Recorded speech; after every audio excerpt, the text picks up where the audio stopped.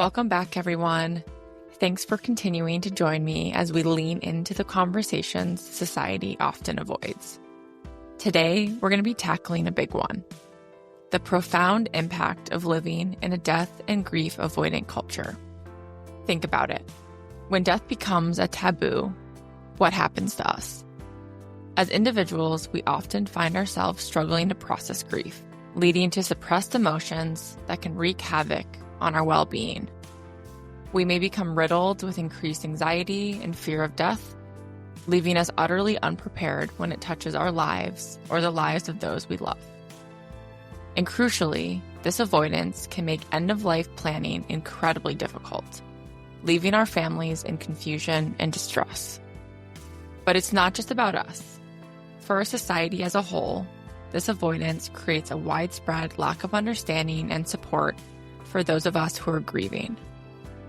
We've sanitized death, removing it from public view, pushing it into hospitals and funeral homes, making it seem less real and harder to process. This discomfort even bleeds into crucial conversations about end-of-life care, leading to tough decisions and unnecessary burdens. So in essence, a culture that shies away from death and grief creates a ripple effect of unaddressed pain and missed opportunities for growth. And that is exactly why this podcast exists: to challenge that avoidance and foster a healthier relationship with these inevitable aspects of the human experience. Today, we have a super important episode for you, followed by a special bonus episode. In part 1, my good friend and fellow therapist, Brandi, shares her incredibly difficult personal story of discovering the vital need for end-of-life conversations with loved ones, and the lasting impact when those discussions don't happen. Then, in our special Part 2 bonus episode, estate attorney Sam joins us. She'll break down the different aspects of end-of-life and estate planning, tackling common myths and explaining why we all need to consider how to best help those we leave behind, no matter our age. Stay with us. This is a conversation you won't want to miss. This is Nothing Happens for a Reason.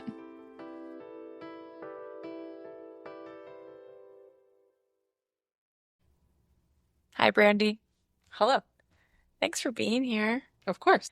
Why don't we just jump in and want to share a little bit about what your experience with grief has been? Sure. So last year I turned 40 at the end of May, and turning 40 was wild because you hear a lot about midlife crisis, over the hill, all these things about 40, and those things are true. So the idea of mortality started to just really show up and be present, of just my life is ending, not like abruptly, but my life is ending. And it was really hard for me to turn 40. And then a week later, on June 7th, I lost Brenda, who is one of my moms. She has been in my life since 1995, and she is my sister's mother-in-law. And even in my first wedding, she wore the colors that moms wear. She got the mom corsage. Like she's one of my moms. So I lost her a week after my 40th birthday party. So that was a huge piece for my family and for me. And then kind of fast forward to November, and my dad goes into the hospital and ends up getting diagnosed with an incurable brain disease that I can't even pronounce. And 11 days after diagnosis, he died. So I turn 40, and then I lose 2 of my most prominent caregivers within 6 months. I remember having your birthday dinner, and you were talking about all these different feelings of turning 40 and going to this new decade and feeling overwhelmed because it felt like this different territory. It was almost this feeling of like waiting for a shoe to drop type feeling. I remember that was the energy at that birthday dinner that we had. And so what a weird experience to be feeling that like looming energy, and then to have 2 really significant deaths happen in your life. Yeah, I think that's part of why, even when you said, tell me your grief story, I started with that, because it felt like that was such a weird space for me to be in. And then to have those things happen shortly after, it just to me even made sense of like, yeah, we're all going to die, which feels so morbid and yet is obviously true. But to just have it just kind of thrown in my face like that. Yeah. You were anticipating Yeah. something. Yeah. And then that something happened, which is a really unsettling feeling. Yeah. So when Brenda died, what was your experience with grief of losing her? I think with Brenda dying, it was so shocking because I had just seen her a week before. So I think it was one of those things where it was the first time where, oh, no one is safe. You could lose anyone at any moment. And like an arbitrary rule I had or something where I hadn't lost anyone. So they were all safe. And then once I lost Brenda, it was sort of like, oh, all bets are off. Anyone can go at any time. And I think too, because in terms of like maternal, Brenda had been the steady maternal presence in my life, the calming maternal presence in my life. So it felt just like sort of chaos will ensue if she's not here. Now looking back with what ended up happening with your dad and your dad dying, like how has that changed your narrative?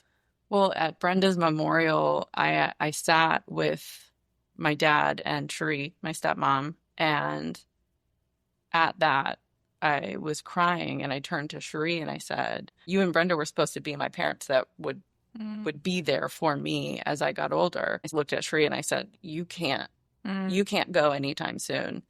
Never thought I needed to say that to my dad. Not that saying it to my dad would change anything, but just even in that moment, sitting in between them and turning to Cherie and saying that, it's like always thinking we have more time.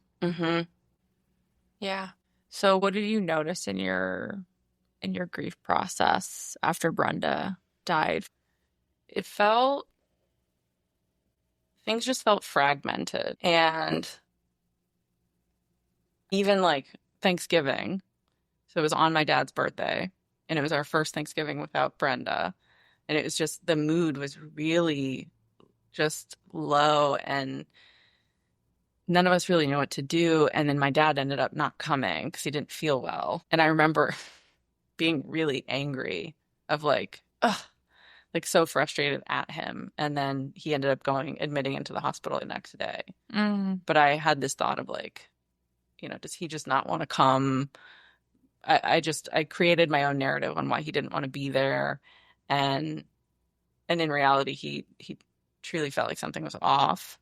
And I think he had been feeling that way for longer, but he always hid anything to do with mortality. He didn't want to talk about it. He didn't want to acknowledge that if he was ever not doing well. It's kind of a family trait, is we just sort of downplay the things that are going on. So I think they actually kind of knew something was off for a bit longer than they let on to us. In the first 2 weeks that he was in the hospital, none of us were allowed to go see him because they kept saying like, oh, he just needs to rest. Like, that's why he's having all these issues. He just needs to rest. So nobody went to see him. And then by the time anyone got to see him, he was so like gone. So, and now in retrospect, I'm like, oh, I wish we all would have gone when he was still cognitively there. Yeah. Because by the time I got to see him, the dad I knew was gone. Let's back up just a little bit. So Thanksgiving, Dad says I'm not feeling good. To the hospital the next day. And what were you told what was going on? Just that he was feeling off, that he had some like imbalance issues and like maybe a sinus infection or something. And they were holding him though at the hospital. Yeah. Yeah, and they kept saying like, oh, we need to do more tests and this, and all the tests are coming back negative. So it started to seem strange because our healthcare system doesn't just keep people in the hospital for 2 weeks. No, they want to get you out. And now we know that they had tested for this CJD, and it takes a couple of weeks to get the results back. So they were basically just sort of like, they thought that might be what it is, but didn't want to tell us to worry us or something. Dad went in the hospital. You said like roughly 2 weeks before things progressed, and they're like, okay, actually, family, you need to come now. Mm-hmm. Okay. Who called you to tell you, like, time to come? What's interesting, actually, is my brother Troy called me while I was on my lunch break. My brother does not call me. I mean, I think the last time he called me was maybe 5-6 years ago. We don't talk on the phone. So when I saw him calling, I was like, And he was just bawling. So also just my brother calling me and it's like, Dad is not okay. And I was like, whoa, like, what are you talking about? We don't know anything. And I guess he had gone to see him and saw what then I later saw, which was like, yeah, he was not making any sense. He was, all of these things. And so Troy was just like, we're losing our dad. And that is a moment where I thought, oh, something doesn't feel right. Like that he's this upset, that he's this scared. So that's, I think, when I first started to really think like something's going on. Yeah, that makes me think of, and I feel like this is such a common experience for people who lost somebody or something traumatic has happened, and the news comes from maybe an abnormal source. Like when abnormal people call me out of the blue, or somebody that I normally talk to doesn't answer their phone, I don't hear from them for a while, I have like a huge trauma response. So those abnormal phone calls, like Troy calling you, and that like sinking feeling of like something must not be right. Yeah. That's when I was just like, because I went to lunch with friends and I said, oh, this is my brother and he never calls me. I was in my friend's car. So I just sat in the back seat of his car while they went in because I was like, this has to be something. It has to be something. Yeah. I think by the time I went up there, I already knew what he had. And actually, I remember calling Amanda and saying, I don't know what I'm supposed to do. I just kept going to work and was like, am I supposed to be coming up there to see him? And she was like, what do you want to do? And I don't even know. At that point, were you hearing from other family members saying like, then things are not okay? The problem with my family, one of the many, and this was something I noticed throughout, is they were like, oh, he's talking and he's communicating and, he's talking about this and that. And then when I saw him, I was like, this is gibberish. People were grasping on to him making sense. But what I saw, and maybe it's, my understanding of the brain, or maybe it's just my compartmentalization of emotion, but I just saw his brain misfiring. He was saying random things, but it's not, to me, it wasn't him. It was just his brain. Like one of the things he said, he had been laying there for like an hour and then he looked over and really clearly said psychosomatic, which I've never even heard him say that word in my life. So I don't know, maybe he heard, so I don't know where it came from, but I'm like, he's just saying things. And so, yeah, I mean, nothing he said to me made any sense, but some people in my family were like, oh, he did this and he talked about this and he was saying this thing. And I'm like, no, you're delusional. But I think one of the things that was hard for me is, I'm looking at it like, you're delusional and that's not helping you. But I'm like, but is my stark reality really helping? What's the right way to grieve? It's like holding on to things and trying to make meaning out of everything, or recognizing like this is all meaningless.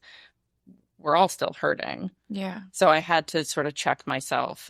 Yeah. Yeah, the different ways that people cope in those moments. And it's why I think for myself, and I hear over and over again, that during times of grief and trauma, sometimes like the people closest to us are not the people that are going to be our support people, because absolutely we're all kind of going through the same thing, paralleling, but our experiences and our relationship with the person and all these things are so different.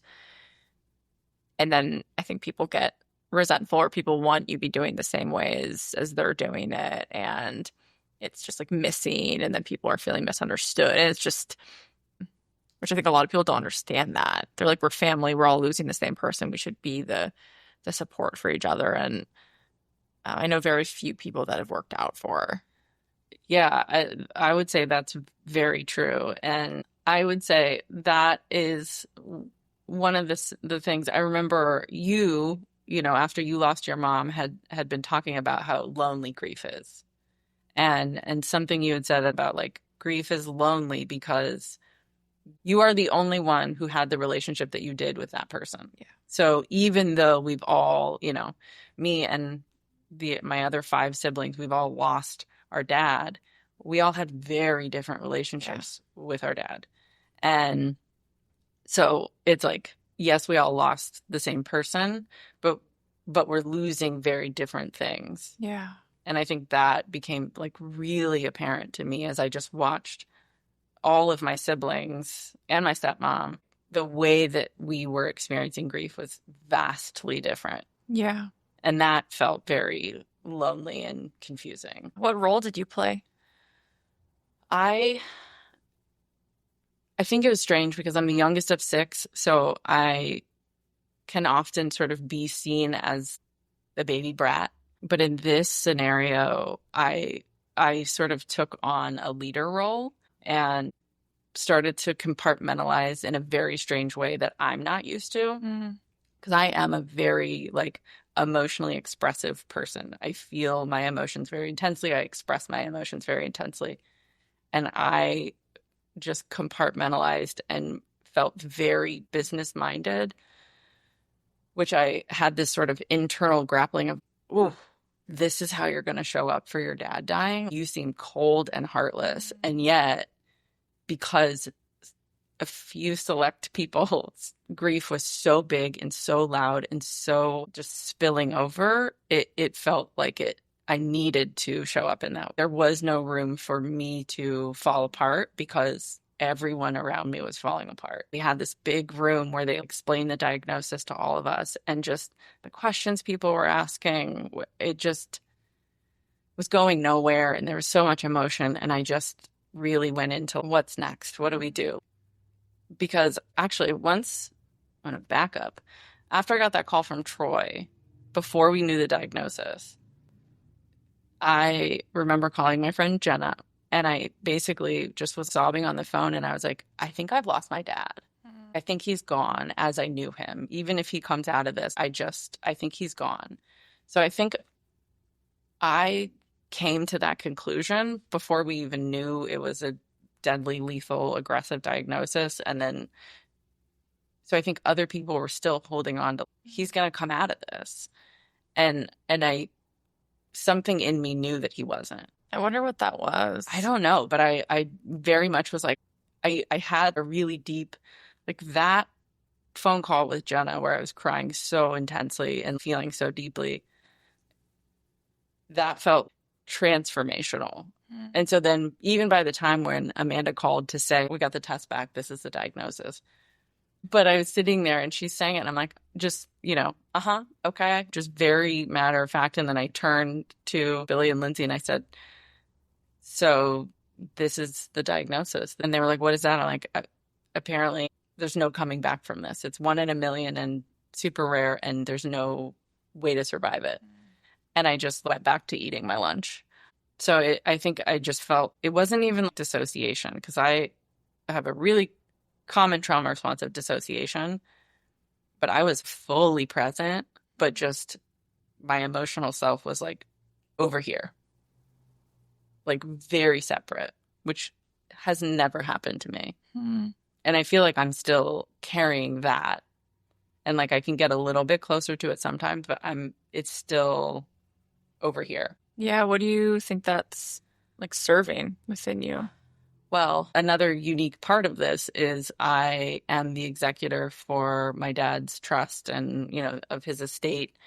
And so I have to remain business-minded because I've been put in this very business-oriented role while navigating all of this stuff with my family. So I think it's serving as a protector. Yeah. Because I have to stay. I can't be in a space where my emotions are taking over because I have to do things that require my rational mind. And in some ways, I mean, that makes complete sense. And at least for me, listening to you say that, it also makes me so sad because I feel like you're being robbed from a grief process. Again, not that there's a right way to grieve, but like I feel like you have to be separated from your emotions to get these logical things done that need to get done. Like I feel sad for you. If I could feel, I would feel sad for me too. I'll feel sad for you then. No, I do. I do feel sad for, there's a part of me that does feel like, oh, that's not fair. Like you deserve to fall apart. You should be allowed to fall apart just as much as everybody else. And I mean, I think the other piece that like stands out to me, and I talked about this when I spoke at his funeral, that I spent my whole life feeling super resentful because I'm the youngest of 6 and I have siblings that are significantly older than me. So I have brothers that are 12, 16, 18 years older than me. And since very young, I remember feeling very resentful that like all of my siblings will get more time in their life with our parents than I did. Mm-hmm. Just, mathematically speaking. And so that's always been a thing where I'm like, oh, I feel so resentful. And so I think for me, I just, from a very young age, I was very aware that I was going to lose my parents because they were older when they had me. And so I just always had this, I'm going to spend a good amount of my life without my parents present. Mm. So I think in some ways it is hitting me different because I, in my like pessimistic outlook on life, have been preparing to lose my parents since I was young. Mm. I think with that many siblings, everything feels competitive. So you're always kind of comparing who gets what, who gets this, who gets, what did they get to do or what did they get from them? And so, I mean, and my dad had this rule of like oldest in the front in the car. I never won. I never got to be up front unless I was alone in the car. And so I think from very young, I was just always resentful of my older siblings. They get all these things that I don't get.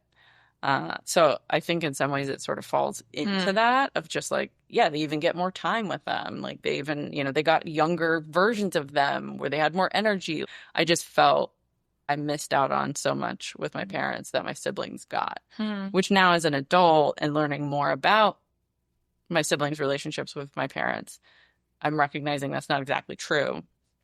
But from my vantage point as, this young kid, I just saw it, I get the last of everything. Mm-hmm. That's really interesting, though. Like, be thinking about your parents' mortality from a young age. Yeah, it's definitely unique. Mm-hmm. I didn't really think about it until you just asked that. And I was like, oh, do other people not think that way? I don't know. I mean, maybe. Not sure.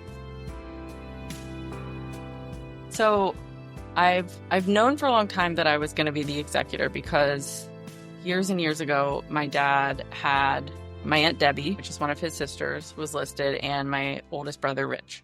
Those were kind of the two that he had listed.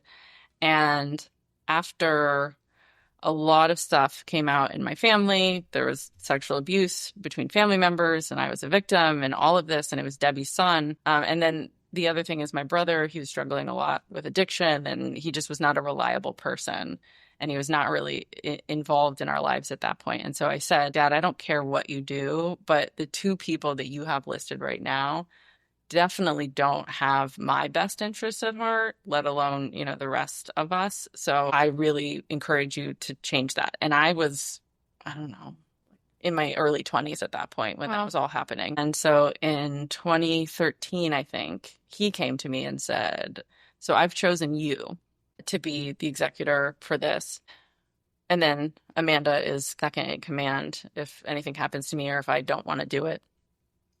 He actually went through and kind of explained to me why he chose me. Okay, can you first explain for people? Yes. What's an executor?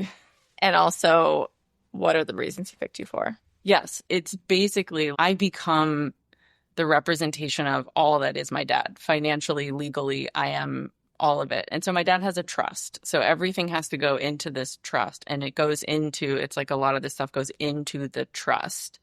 And then he has a will that says what he wants to happen with certain things. But it's basically this big financial umbrella where everything goes underneath it. And then you have to pay debts off. You have to do all this stuff. And then basically just disperse the money how he designates it in his will.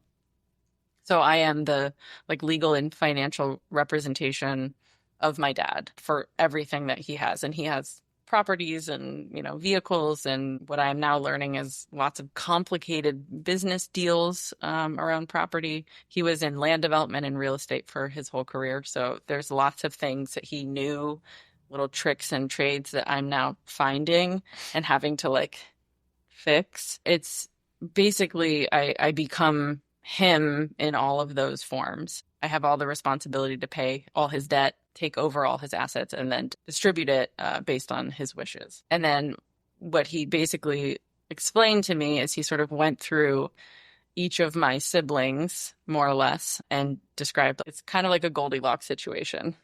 This one is, really good at business, but doesn't bring the heart piece into it. Amanda has way too much heart, and so she'll make decisions from her heart. And he said basically that I am kind of the middle ground where he trusted that I would be able to make the decisions I needed to make without trying to be the nice guy, but also not just being a total asshole either. And what's interesting is now as we are navigating things, we are coming up against certain pieces of it. And already Amanda's like, well, what if we do this? And couldn't we? And I'm like, that right there. She's like, oh, this is why he didn't choose me, because she's trying to do what's best for everyone when that's not going to end up well. My dad was the executor of his mom's trust, and she left a lot of things pretty open. So he tried to, in his own way, of I could invest this and I could make us all more money and I could do this. And now 20 some years later, her trust is still open. And still, it shouldn't be. It doesn't need to be, because there's business deals with my grandma's trust and my dad that are, a lot of it's done just verbally, oh, hey, here's the plan. And now he's gone. And they're like, well, he said this, but there's nothing in writing. And I've asked for these things. And so it's getting really messy. People, even at his funeral, were talking about how his word and a handshake meant everything to him. And I'm like, how were you so successful in business? Because that's stupid. That is not a smart way to navigate business. And also so much putting on to you. Yes. So unfortunately, his kind heart, his word and a handshake. Yes. His, what I will also call conflict avoidance, is now surfacing for me to have to now address a lot of these things that he didn't address. And so as his health was rapidly declining, you knew this was a role you were going to take on. Yes. So even to back up a little bit, I kept asking him, hey, can we sit down? Because he kept saying, I made the trust really simple, because his mom's trust was not simple and he had to make a lot of decisions. So he's like, I made it so you don't have to make a lot of decisions. And I said, okay, great. But can we sit down and just go over it? Just so I'm really clear. And he was like, oh, yeah, we will. I mean, I asked him that, I think, since 2013. So for 11 years. I had been periodically being like, can we sit down and do this? He's very avoidant of that, and we never did it.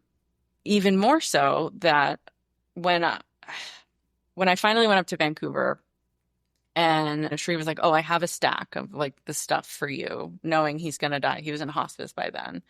And so she's like, I have the stack that he put in the safe for you, and it's all the paperwork. And I'm like, okay. So she hands that all to me. I don't even look at it. I get home, I drive the hour home. I'm just exhausted. And I start looking through it and realize not only am I the executor of the estate, so I take responsibility after he dies, he also named me as power of attorney. But he never told me that. And he never told his wife that. So up to that point, he had already made it to hospice. We had been like, Sheree, it's you. You, what decision? Yeah. We just assumed his wife would be power of attorney. And so then I had to make the very awkward phone call to say, hey, you know how we thought you were power of attorney? I'm actually power of attorney.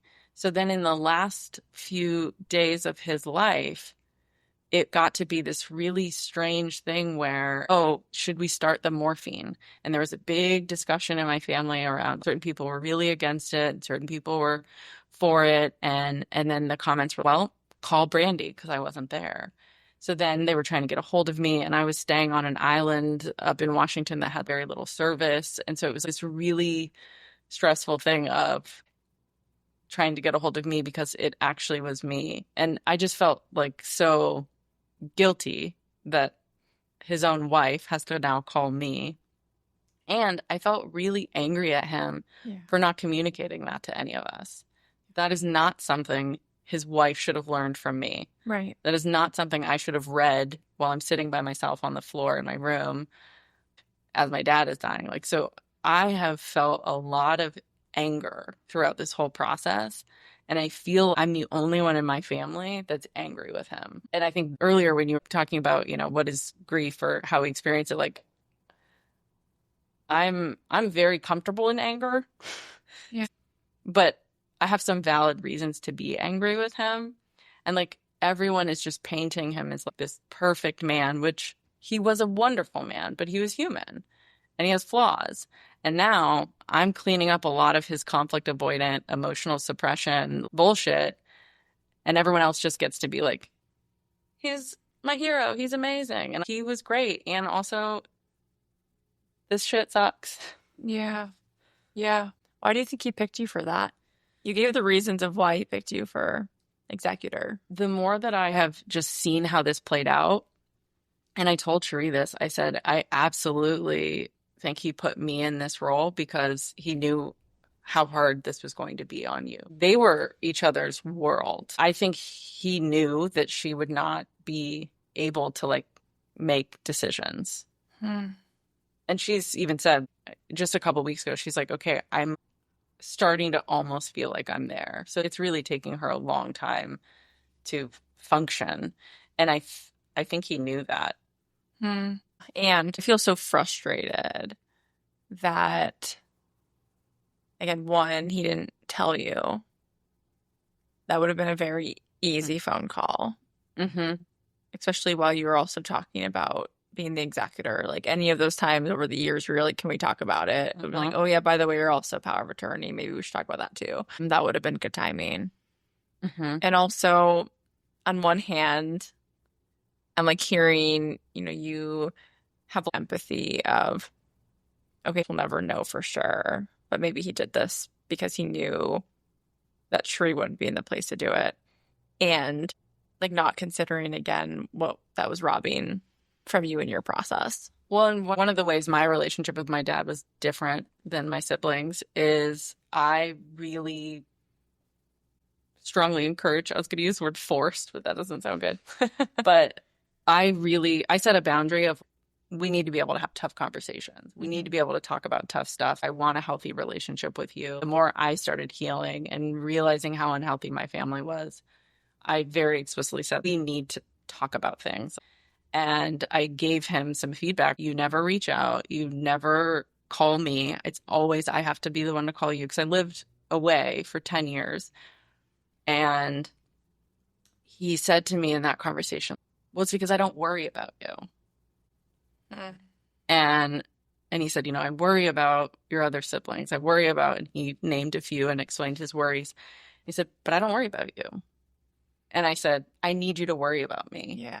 Like, yes, I'm going to figure shit out. I'm going to be able to navigate life. And I still need you to worry about me. I need you to care.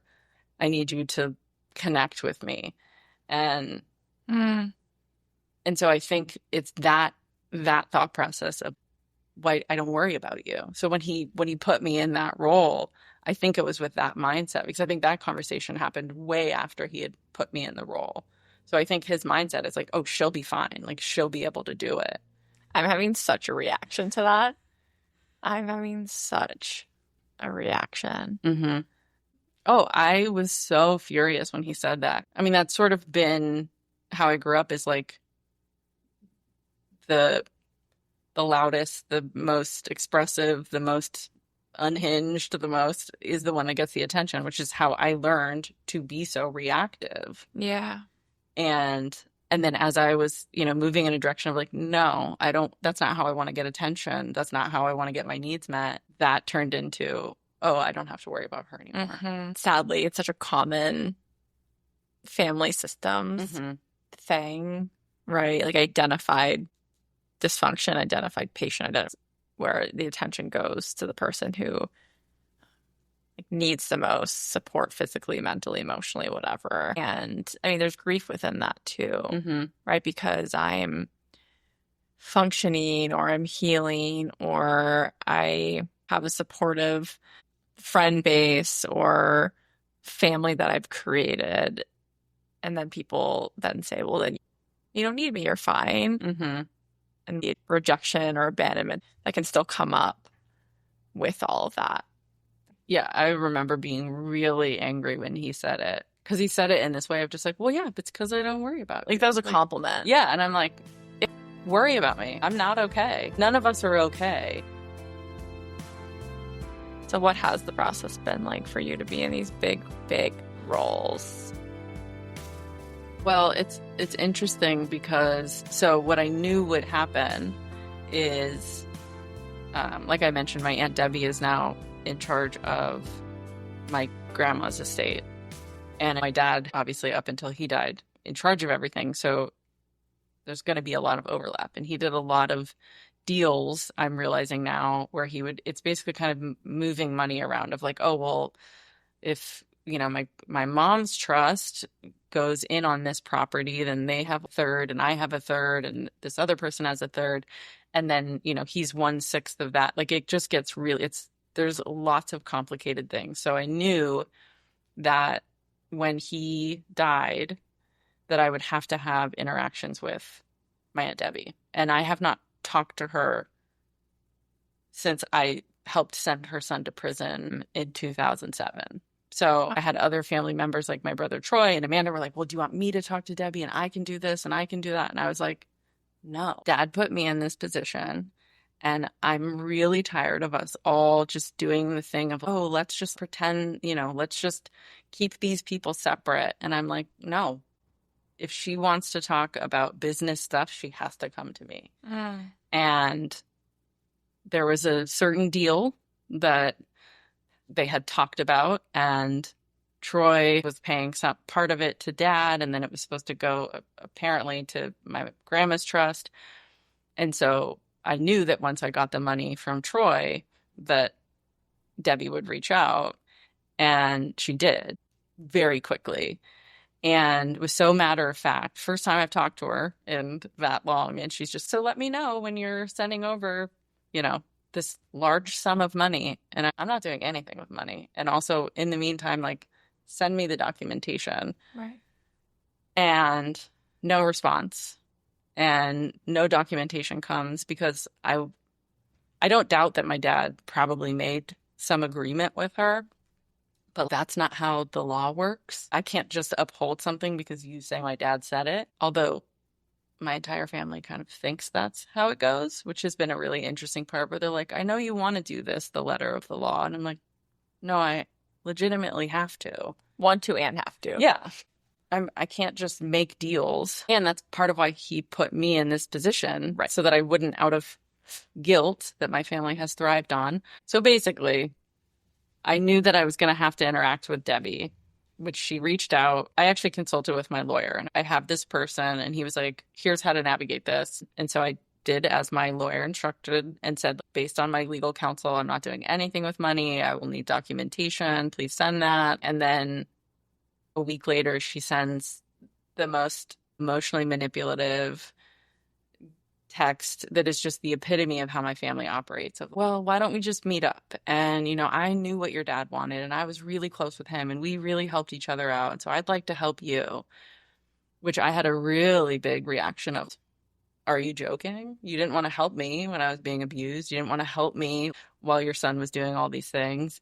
You didn't want to help me while you were talking so negatively about me when I was just a teenager. All of these things. How do I navigate stuff with her? Because there's a part of me that wants to just emotionally lash out and say all the things that I've been silenced about saying. But then there's sort of this thing evolving, and I like it. It's new for me, where normally I'm so reactive and big and just I can cut you with my words, but there's such a power in staying level. Mm. Like when I'm recognizing these really unhealthy patterns happening and I'm sort of able in real time to see what I normally would do, and then I don't do it and I stay right here, and it's such a power move. Like I've never felt empowered by silence has never felt empowering to me because I've been silenced by so many in my family. Mm. So now to be able to use it as a power move, like I never responded to that text. I talked with my therapist about it. I talked with my friends about it. And I was just like, all the things I wanted to say. And then I realized, no, I told her what I needed from her. She has not provided it. I don't need to remind her. Mm. I don't need to respond to this emotional manipulation. I don't need to do anything with this. Mm. And so then there was this like, oh, there's a power in silence too. Wow. I love hearing that for you. That is, like you said, it's new for you.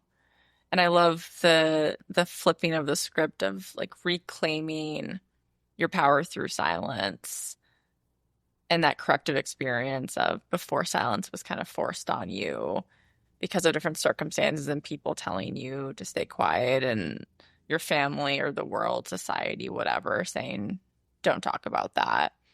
To then be like, no, I can still use silence, but within my control. It's beautiful. Yeah, and I think that's one of the things because I actually got really frustrated with my therapist a couple weeks ago because I was stressed out about this stuff. And she had asked me, can you just step away from being the executor? This is a lot on your plate with like, all the, your jobs and your family and your like family that's in your own home, like all of this stuff. Can you just step away? Can you hand it off to your sister? And I got angry because I was like, no, I don't want to. And I said this to my dad the last time I saw him. My whole life, I've just wanted to be taken seriously.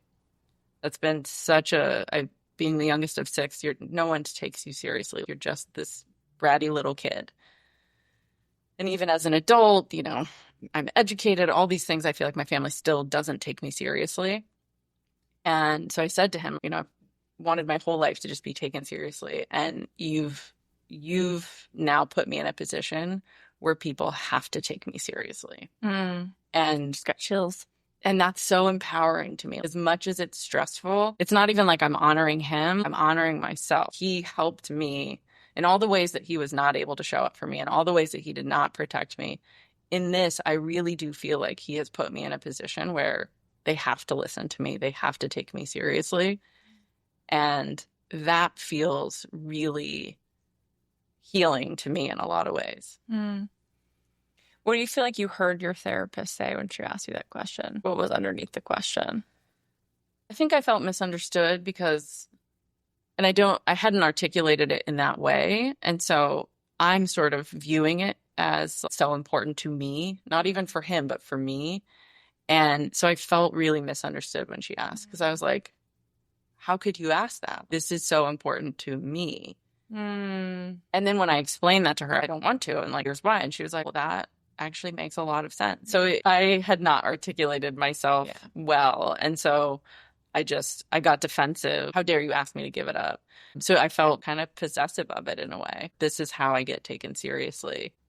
I also really love hearing your ability to have this experience, this very human experience of feeling defensive and having a reaction, but then also you be able to see what your role was in that, what's in my control, versus just staying like resentful or angry that she doesn't understand that shut down, right? And I think that's been a theme for you too in healing of how do I communicate my needs in a way that gives people around me the chance to show up differently. That's a very empowering piece that I've seen within you too, just in your healing journey in general. And so that example of, I felt really frustrated, angry at my therapist, and okay, I just need to explain it differently. And then she got it, and then we repaired and we're fine now. I think that's great.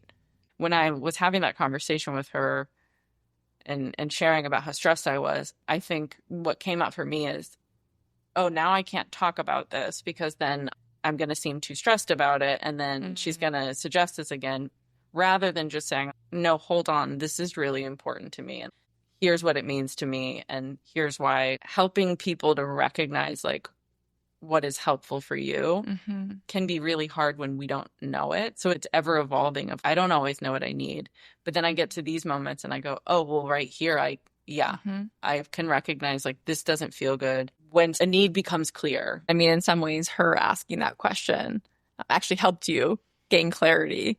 Yes. It sounds like that's what gave you the insight of, oh, no, fuck no, like this is actually important. And now maybe I can explore therapeutically and process through exactly why this feels so important to me. Yeah. And that's where we went with it, which was really great. And such a good reminder of why conflict is so important. And that's sort of a family theme of being conflict avoidant. And I described it the other day that I'm conflict inviting. But conflict gets such a bad reputation of it's uncomfortable. It's, it's stuff we don't want to talk about. Yeah. And it's so necessary. Conflict is going to show up in every relationship, and conflict is inevitable with grief because you have so many people showing up different ways and experiencing it differently and all of that. And so as I'm navigating stuff with my family, I'm comfortable with that because I recognize the need for conflict to then, if you have rupture, to be able to navigate and repair, and that can actually kind of move you out of these barriers. That example with my therapist. Whereas what I'm recognizing with my family being so conflict avoidant is that I'm showing up like, yep, things aren't okay. Things, need to be talked about. We need to address these things. And we're still sort of tiptoeing around everyone else to try and not have any conflict. Those are the exhausting moments of being maybe the only person in the family that not only is a therapist, but goes to therapy. Yeah. I mean, I'm one of the only ones in my family that goes to therapy. Yeah. And it shows. It's fucking exhausting to be in that role as well. Yes. And I think, too, like an important note of what you're saying is your work that you've done, Brandi, is I think so often, right, we're not comfortable with conflict. It's because very few of us, at least that I've encountered in my life and my career, were raised in families where conflict was demonstrated and mirrored in a way that this is healthy conflict. I think that's something that you've worked really hard on. Yeah, and I think that's also where I get angry in the sense of I didn't have it growing up either. I didn't know how to navigate conflict in a healthy way. And truthfully, I didn't learn because I didn't have enough healthy people in my life until I was in my 30s. Yep. I mean, you were one of the first healthy friendships I have ever had in my life. And when you've never had it, you don't recognize how dysfunctional things are. And then when you start to see navigating tough conversation, conflict in healthy ways, when you have someone, I mean, I can think of really early on us having some tough conversations, and I was just like, I don't know what to do right now. Like, do you hate me? Are we done? Like, what happens? And then it was just like, oh, no, we just talk about it. We work through it, are able to share how we feel, and then we show up differently. Yeah. And so the more I started to do that, I started to really see like, oh shit, I can't keep living like that. And so I understand that when you don't know anything different, that's all you have. And so I think I feel angry where I'm like, okay, but I'm now showing up healthier. And then you're still choosing to stay stuck. You're still choosing to stay in these dynamics. And I think it gets so reinforced in families that it feels impossible to step out of. And I mean, death of people, the grief that follows, brings out the worst in families, Brings out the truth in families. Ooh. Wow. I have to take a moment to think about that.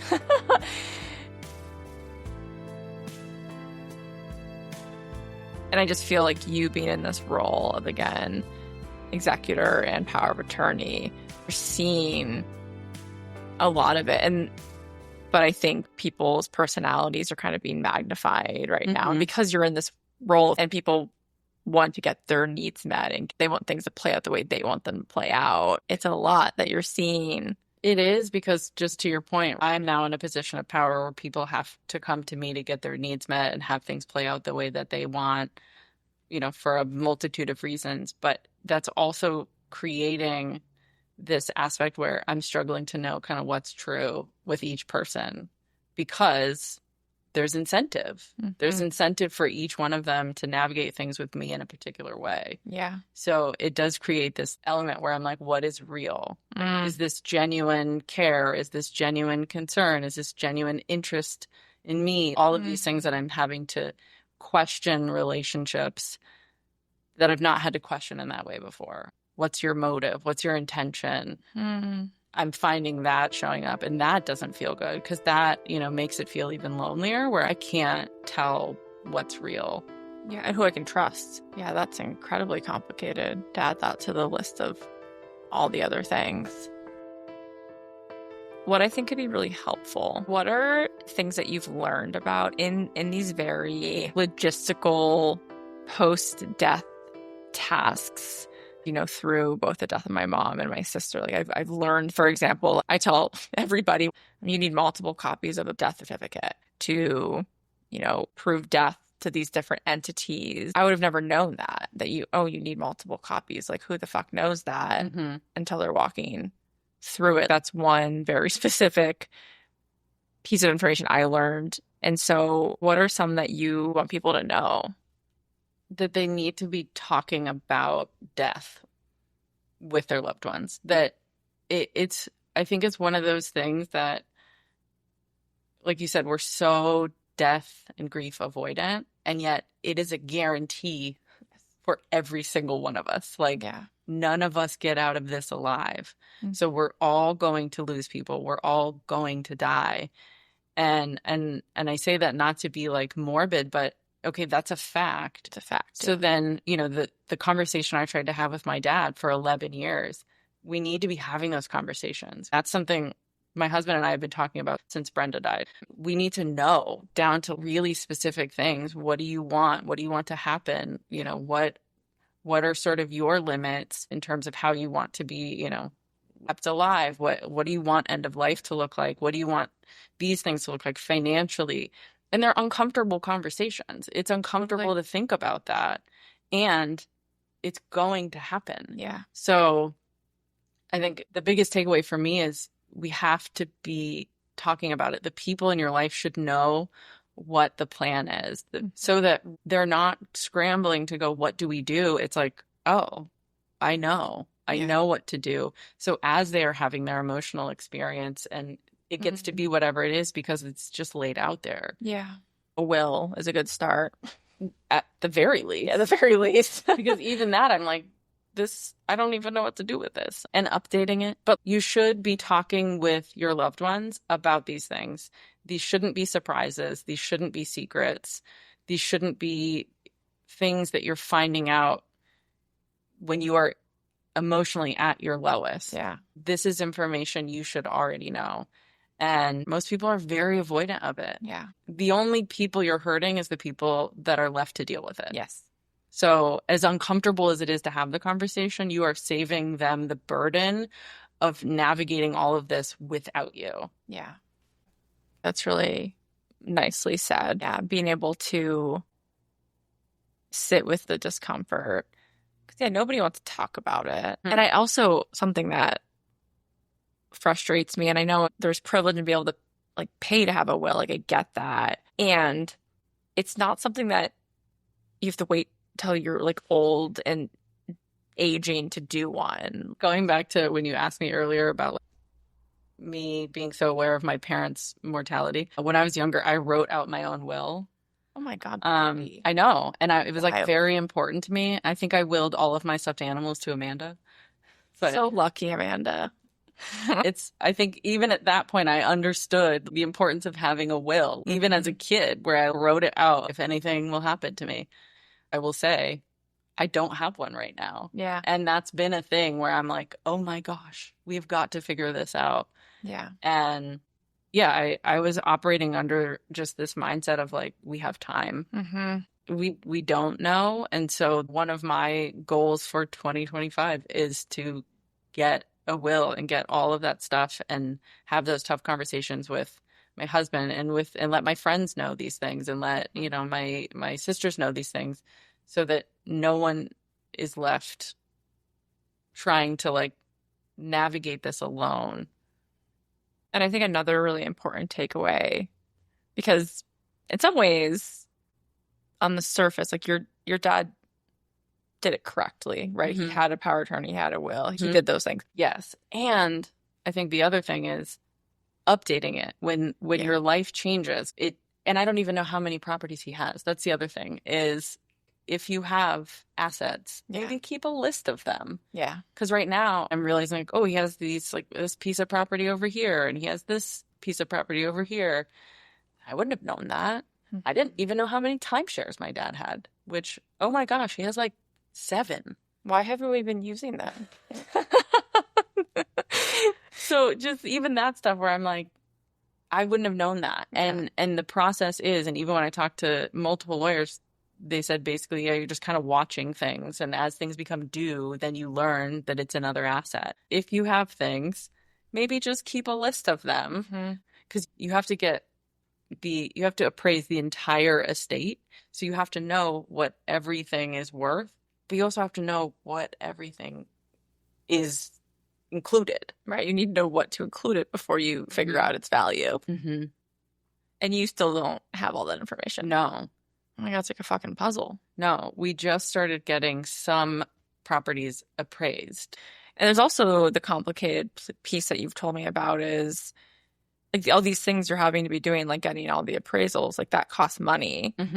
But no money has been released to you yet because it's held up in properties, right? So thankfully, a deal that my brother and my dad had done, I did get a partial payment for something. So I finally did have some money, but I couldn't do any of that. I even got a late thing for the lawyer because I didn't realize I needed to pay. I thought it just would accrue.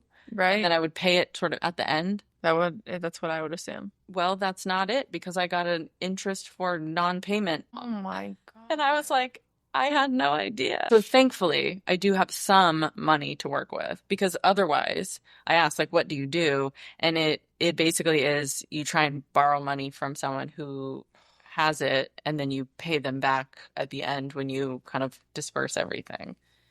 And I'm sure there are lots of people out there that go into like, even if it's temporary financial debt. See, that's something I would have never thought about. Me either. Yeah. I also didn't realize there would be no money because I didn't even know what a trust was. I thought a trust was an account with money in it. Yeah, I thought that. So even that where it was like, oh, there's no money in any one of these accounts. Then, I mean, there could be if he had money in an account, but he didn't. And so I couldn't do anything until I got this partial payment. And then I've been able to pay off some work that was done on a house he was remodeling, which was a good chunk of change. I had to like pay the lawyer. I had to pay the appraiser. So I'm feeling anxious listening to you. It's just so much. Well, and that's the other thing. It's not a full-time job, but it's a part-time job. Yeah.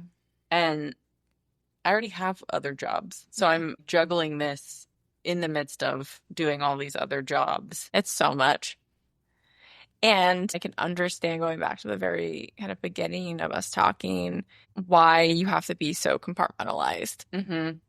This is all consuming, and it's not just another job, but you're learning a brand new job. Yeah. You're not a fucking lawyer. Like, you weren't trained on any of these things. And so you're learning along the way and doing the job and having to communicate to family members and keep people updated. And I mean, you said it's not a full-time job, but like the learning curve with the job sounds like a full-time job to me. Yes. The emotional toll of it all feels like a full-time job. Yeah. I mean, the other part is I have to give a lot of credit to Amanda, who has been helping me a lot. Like, she is the one that reached out to all the appraisers. So she's sort of the second in command. And if I didn't have her, it would absolutely feel like a full-time job. So that's probably why it only feels part-time, because she is navigating a good amount. So she is helping me a lot in that regard, which is really, really helpful. Makes sense, though, that the feelings, the emotions are on the back burner right now. And, the really great thing about grief is they're not going anywhere. They'll be there for you when you have more mental and physical capacity to look at it. And that's where therapy has been so important. And of course, I'm going to plug therapy as a therapist, and that's part of what, when I first started working with her, I said, I need a place to fall apart. And I have utilized it well in that regard. That's one of the few places where I get a whole bunch of tissue. I'm there, I'm in it. And that's one of the few places I can really feel my emotions. I can be angry. I can be sad. And if I didn't have that space and that reflection and that permission to focus on me, I think I would be struggling a lot more. So I'm very grateful that I have that space. If nothing else, one protected space where I get to grieve. I just want to also say all the other things that you're doing is also grieving. Yes. And I just have to plug that, because so often the narrative is like, I'm not doing it right. It infiltrates all areas of your life. And the anger and the frustration and annoyance and empowerment, right, that you're feeling with the primary focus right now being the trust, is grief in its own different and unique way. So, because you have to be present with that when you're doing it. Yeah. Well, and thank you for that, because, and I don't know that I realized it until you just reflected that back, is in all these other spaces, there's everybody else's grief. That's a place where it's only mine. Yeah. And so it gets to be just mine, however it shows up. That is the space where it's not anyone else's grief. It's not anyone else's emotion. It's just for me. Yeah. So it feels sacred in that way. Yeah. No, that makes a lot of sense. And I just really appreciate you being willing to come on and share your story. Of course. I'm honored to be able to have tough conversations with you. Thanks, Brandi.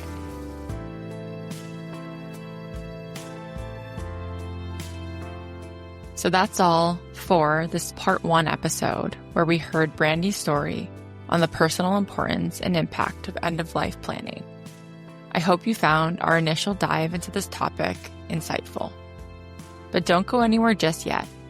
The conversation continues in a special part 2 bonus episode, where we'll be joined by an estate attorney.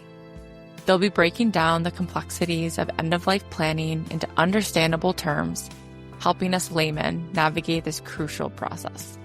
To keep listening and to get all your questions answered, simply click next now.